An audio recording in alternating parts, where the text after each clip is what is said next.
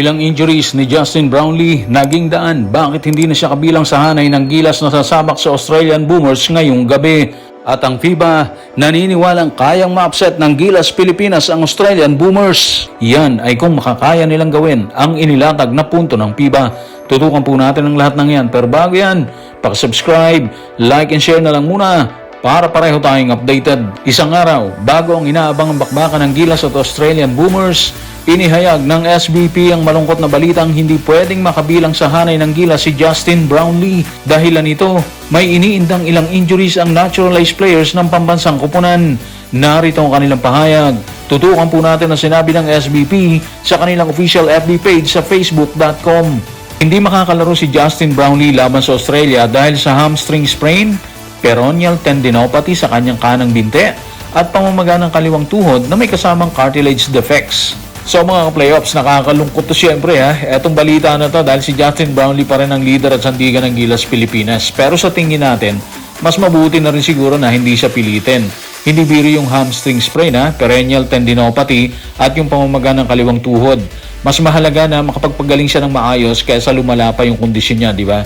Sa totoo lang mga playoffs, pakiramdam din natin na pinaghandaan na ng Australia si Brownlee Kung maalala natin, yung laban kontra New Zealand All Blacks, 5 puntos lang na itala ni Brownlee doon dahil halos bawat hawak niya ng bola, may nakaabang na depensa doon. So malaki yung posibilidad na ganun din yung gagawing game plan ng Boomers. Gawing mahirap ang buhay ni Brownlee mula umpisa hanggang dulo ng bakbakan dyan. Sa kabilang side, ito na yung pagkakataon para makita natin kung gaano na talaga katatag ang local core ng Gilas Pilipinas, di ba? Hindi na pwedeng umasa sa naturalized players sa bawat crucial na possession sila dyan. Dito masusubukan kung kaya ng buhatin ni na Kevin Kembao, Carl Tamayo, Juan Gomez de Leaño, Dwight Ramos, syempre yung opensa. Sila yung nanguna laban sa Tall Blacks Kaya ito na yung pagkakataon nilang patunayan na kaya nilang maging pangunahing sandigan ng Gilas Pilipinas. Isa pang aabangan natin dito mga playoff si Mike Phillips. Kung maibabalik niya yung parehong kakulitan sa depensa, walang sawang hassle at malaahas niyang galaw sa loob na ipinakita niya laban sa Tall Blacks, posible rin na magkaroon ng problema ang Boomers sa kanya. Nung laban sa New Zealand, halatang nagulo yung rhythm ng kalaban kapag nasa loob si Motor Mike, di ba? Hindi man siya pangunahing scorer doon, ramdam yung epekto niya sa bawat possession So kung maulit niya yun laban sa Australia, pwede siyang maging isa sa mga X-factor ng Gilas Pilipinas Sa tingin din natin mga playoffs, maaaring mas gumaan ang sistema ng Gilas sa isang aspeto. Wala na yung automatic na ibigay kay Brownlee kapag gipet. Mas mapipilitang gumalaw yung bola, di ba? Mas maraming players ang magkakaroon ng kumpiyansang umatake dyan. At mas magiging collective ang opensa nila. Pero huwag din natin kalimutan yung kabilang panig. Sigurado ako nakapag-adjust na rin yung Australia dyan. Ngayon, alam na nila na wala si Brownlee, di ba?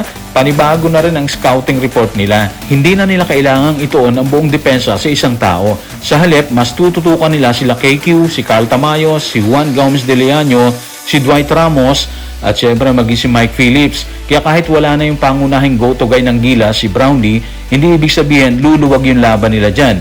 Ang tanong ngayon mga playoffs, kung kaya bang ipakita ng bagong henerasyon ng Gilas na kaya nilang lumaban at syempre manalo bilang isang tunay na kolektibong kupunan. Samantala, inihayag naman ng FIBA ang posibleng mangyaring upset sa laban ng Gilas Pilipinas at Australian Boomers ngayong gabi. Base sa inilabas na review ng FIBA, hindi imposibleng makaguhit ng isang matinding kasaysayan ng ating pambansang koponan. Subalit ayon sa FIBA, may kapalit na mabibigat na trabahong kailangan at dapat gawin ng Gilas Pilipinas. Narito ang kanilang report. Tutukan natin ang mga sinabi ni FIBA sa FIBA.basketball. Para makagawa ng napakalaking upset sa rematch, kailangang mapanatili ng Pilipinas ang kanilang mahusay na depensa hindi lang sa unang quarter, kung hindi sa buong laro, lalo na sa labas. Kung maiiwasan ng Gilas ang pagbibigay ng malalaking transition runs tulad ng 9-0 run na ginawa ng Australia para tuluyang kontrolin ang una nilang paghaharap at mapipigilan ng mga mahuhusay na shooters gaya ni Tyrese Proctor at Bryce Cotton, may tsansa ang isang disiplinado at buong 4 na quarter na laro mula kina Justin Brownlee, Dwight Ramos at sa mga batang manlalaro ng Gilas na mabigla ang Boomers. Unang-una, mahalagang linawin na isang bagay mga playoffs. Ang inilabas na review ng FIBA na isulat nila yan ilang oras bago inanunsyo ng SBP na hindi makakasama si Justin sa laban, eto nga dito sa Australia dahil sa kanyang injury. Kaya kung mapapansin nyo, kasama pa si Brownlee sa projection ng FIBA dahil yun ang inaasahan nila nung sinulat nila yung preview, di ba? Pero kung titingnan mo ang kabuuang analysis ng FIBA, may point talaga sila doon. Hindi nila sinabing imposible para sa Gilas ang manalo. Ang sinabi nila, kailangan maging halos perfect ang laro ng Pilipinas sa loob ng 4 na quarter. Ang hirap nun ha. Pero yan mismo ang pinakita ng Gilas laban sa Tall Blacks. Kaya palang makipagsabayan ng Gilas pero ang problema, may ilang minuto lang na nawawala ang concentration at doon pumapasok ang malaking run ng mga kalaban. Tama rin ang binanggit nilang transition defense ha.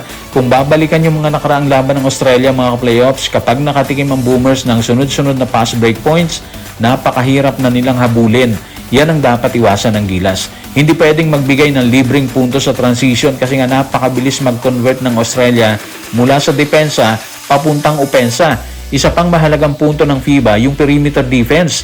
Hindi sapat na bantayan lang ang ilalim mga ka-playoffs. Kailangan pigilan din ng mga shooters gaya ni na Tyrese Proctor at Bryce Cotton. Kapag uminit silang dalawa mga ka-playoffs, kayang baguhin ang takbo ng laro sa loob lang ng ilang minuto. Ngayong wala na si Brownlee, mas lalong lalaking responsibility ng local core. Ang maganda naman, may magandang basehan ng Gilas mula sa laban nila sa Tall Blacks. Doon nakita natin kayang umiskor at bumuhat ni na Kevin Kembao, Juan Gomez de Leaño, Carl Tamayo at Dwight Ramos.